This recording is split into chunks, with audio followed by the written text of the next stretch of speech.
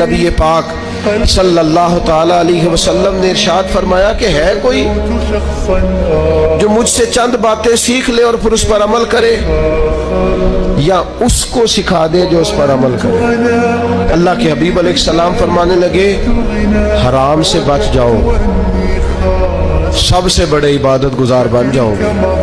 اور پھر اللہ کے حبیب علیہ السلام فرمانے لگے جو رب نے تیری قسمت میں لکھ دیا ہے اس پہ راضی ہو جا، تو سب سے بڑا غنی ہو جائے گا۔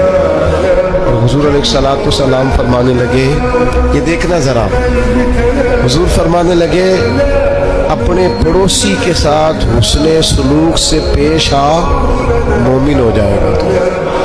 اللہ کے حبیب علیہ السلام فرمانے لگے جو اپنے لیے پسند کرتا ہے وہی اپنے بھائی کے لیے بھی پسند کر، تو مسلمان ہو جائے گا۔